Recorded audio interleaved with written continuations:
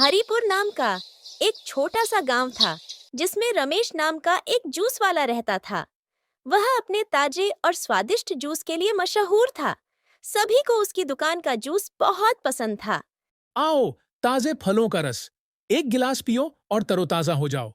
आज खास ऑफर, एक गिलास की कीमत में 1.5 गिलास। यहाँ आओ और मजे करो। आओ, ताजे फलों का रस, एक गिलास पियो और तरोताजा हो जाओ। अरे रमेश भाई, एक अनार का जूस लगाना जरा, एकदम ताज़ा ताज़ा, जिसे पीने में एकदम मज़ा ही आ जाए। और थोड़ा जल्दी जल्दी लगाओ। बिल्कुल, अभी बस 2 मिनट में तैयार करता हूँ। रमेश ने तुरंत ही जूस बनाकर ग्राहक को दिया, जिसे पीने के बाद ग्राहक बहुत ज्यादा खुश हो गया। ग्राहक ने सारा का सारा जूस एक ही घूंट में पी लिया। अरे वाह रमेश भाई, इस जूस में तो मज़ा ही आ गया। तुम्हारे दुकान का जैसा जूस तो इस गांव में किसी और के पास नहीं मिलता। तुम्हारे हाथों में तो जादू है, जादू। रमेश की दुकान पर हर रोज बहुत लोग जूस पीने आते थे। सभी को जूस बहुत ज्यादा पसंद आता था। लेकिन रमेश को जूस बेच के बहुत कम फायदा होता था, क्योंकि वो अपने जूस में कुछ भी मिलावट नहीं करता था। उसका जितना भी खर्च लगता, कभी-कभी उतना भी कमाना उसके लिए बहुत मुश्किल हो जाता था। आज भी कोई कमाई नहीं हुई। लोगों को मेरा जूस तो पसंद आता है, लेकिन मैं कुछ भी कमा नहीं पाता। ऐसे तो मेरा परिवार चलना भी मुश्किल हो जाएगा। सीमा, मैं इतनी मेहनत करता हूँ, लोगों को इतना अच्छा जूस पिलाता हूँ, फिर भी मैं कुछ नहीं कमा पा रहा। कभी कभी तो शाम का खाना भी मुश्किल से मिलता है। कोई बात नहीं रमेश, तुम जितना भी कमा रहे हो, हमारे लिए उतना ही बहुत है। तुम इतनी मेहनत करते हो, तो तुम्हें कभी न कभी उसका फल भी जरूर मिलेगा। तुम भरोसा रखो। रमेश ने अपनी पत्नी की बातों को सुन तो लिया, लेकिन उसके दिमाग में कुछ और ही चल रहा था। वह रात भर सो नहीं पाया और मन ही मन ज्यादा पैसा कमाने की तरकीब सोचता रहा।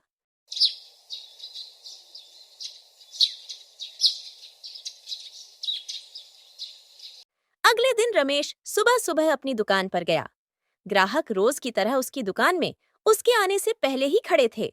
अरे रमेश भाई, जूस पिला दो, मौसम्बी का जूस पिला दो, मूड ऑफ है मेरा।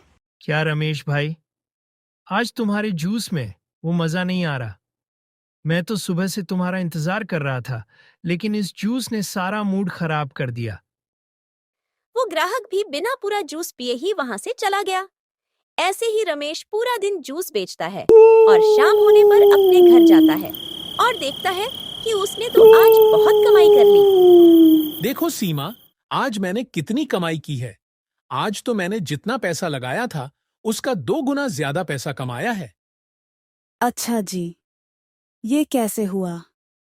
आप ग्राहकों को अच्छा जूस तो पिला रहे हैं ना?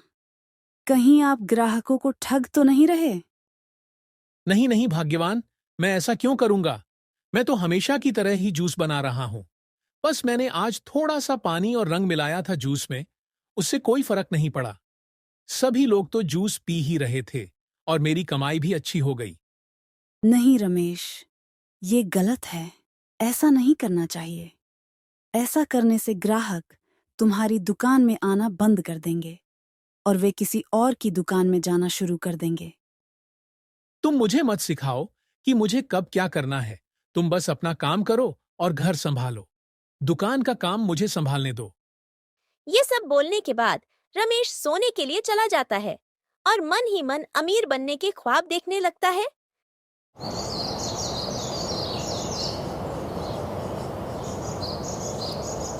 आओ, ताजे फलों का रस, एक गिलास पियो और तरोताजा हो जाओ।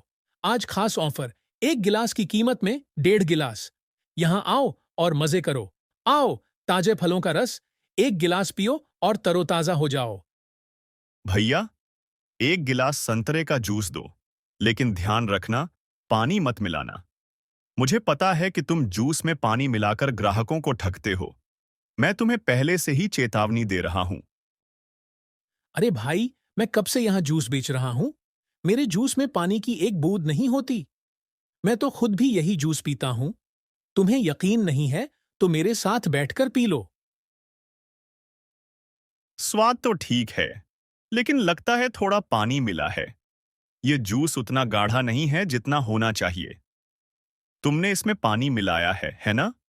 अरे भाई, आपको पता नहीं है कि असली जूस का स्वाद कैसा होता है। यह तो शुद्ध जूस है।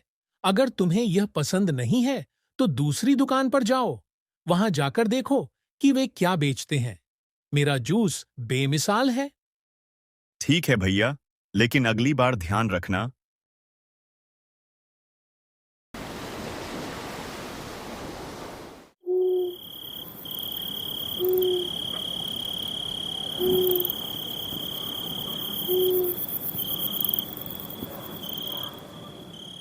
रमेश, तुम हर दिन ग्राहकों को ठगते हो। ये ठीक नहीं है। कभी न कभी तुम्हारी पोल खुल जाएगी। तुम्हें ये समझना चाहिए कि ईमानदारी से कमाई करने में ही भलाई है। तुम्हें क्या पता? मैं जो कर रहा हूं वह सही कर रहा हूं। ज्यादा पैसे कमाने के लिए थोड़ा बहुत तो करना ही पड़ता है। तुम्हें मेरे काम में दखल देने की क्या जरूरत है? तुम बस घर का काम देखो। रमेश, मैं तुम्हारी भलाई के लिए कह रही हूं। तुम्हारे लालच की वजह से हमारी इज्जत खतरे में पड़ सकती है। गांव वाले तुम्हें ठग समझने लगेंगे। फिर तुम्हारी दुकान पर कौन आएगा? तुम बस बातें करती रहो। मैं जानता हूं कि मैं क्या कर रहा हूं। ग्राहकों को पता ही नहीं चलता कि मैं क्या कर रहा हूं। वे बस जूस पीकर चले जाते हैं। तुम चिंता मत करो। रमेश के अंदर लालच बढ़ता जा रहा था। वह हर वक्त कम लागत में ज्यादा पैसा कमाने की सोचता और ग्राहकों को ठगने की नई नई तरकीब सोचता रहता।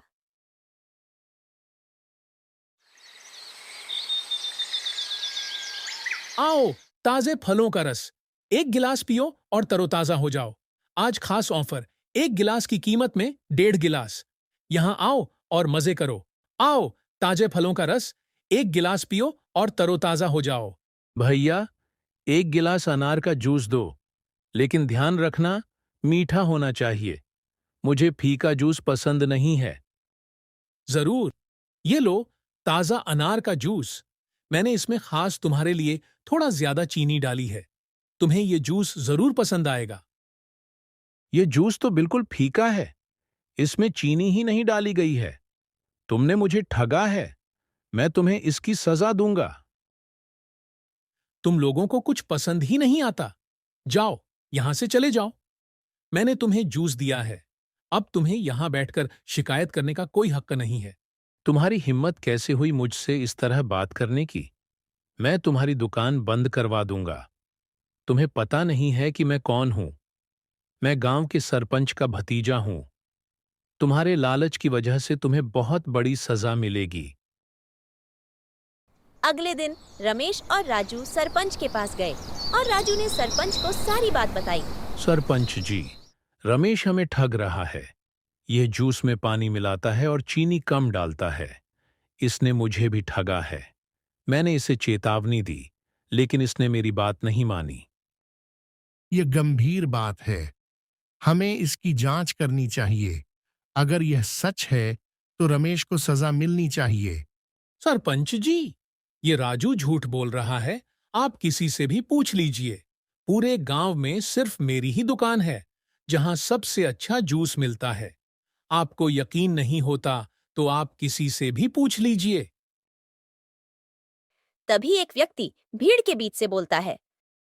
सरपंच जी, एक वक्त था जब रमेश की दुकान का जूस बहुत ज्यादा स्वादिष्ट होता था। लेकिन अब पता नहीं क्या हो गया। उस जूस में स्वाद ही नहीं आता। रमेश, क्या तुम्हें कुछ कहना है? नहीं सरपंच जी, यह सब झूठ है। मैं तो ईमानदारी से काम करता हूं। मैंने कभी किसी को ठगा नहीं है। यह सब मेरे बारे में झूठ फैला रहे हैं। ठीक है रमेश, राजू ने तुम्हारी दुकान से जो जूस लिया था, वह बचा हुआ जूस यहां लेकर आया है। हम इस जूस की जांच करवाएंगे और अगर उस पर तुम दोषी पाए गए तो तुम्हें दुकान बंद करनी होगी और गांव छोड़कर जाना पड़ेगा। सरपंच की बातें सुनने के बाद रमेश बहुत डर गया। उसने डरते डरते सरपंच से कहा। नहीं नहीं सरपंच जी, मैं सब सच बताता हूँ। रमेश ने सरपंच को सारी सच्चाई बता दी और उसने ये भी बताया कि उसकी बहुत कम कमाई हो रही थी, जिसकी वजह से उसको बहुत सारी परेशानियों का सामना करना पड़ रहा था। रमेश की पूरी बात सुनने के बाद सरपंच ने उससे कहा। रमेश, अगर इतनी सी बात थी तो तुम मेरे पास पहले ही आ जाते। मैं तुम्हारी मदद करता। तुमने ये गलत रास्ता क्यों अपनाया? मुझे कुछ समझ नहीं आ रहा था सरपंच जी। इसी वजह से ही मैंने ये कदम उठाया। मैं आप सभी से माफी मांगता हूँ। मुझे माफ कर दीजिए। मुझे अपनी गलती का एहसास हो गया है। मैं वादा करता हूँ, आगे से ऐसा कभी भी नहीं होगा। ठीक है, अब तुमने अपना गुनाह मान लिया है तो मैं तुम्हें जूस का दाम बढ़ाने की इजाजत देता हूं। लेकिन ध्यान रहे कि तुम ये हरकत फिर से नहीं दोहराओगे। मैं वादा करता हूँ सरपंच जी, आगे से कभी भी आपको शिकायत का मौका नहीं दूंगा। फैसला होने के बाद सभी अपने अपने घर चले गए और रमेश भी अपनी दुकान पर चला गया। उसने अपने जूस का दाम बढ़ा दिया, जिससे इतना कुछ फर्क तो नहीं पड़ा, लेकिन लोगों को ताजा जूस मिलने लगा और रमेश की भी कमाई होने लगी। रमेश ने अपनी गलती से सीख ली और एक नई शुरुआत की।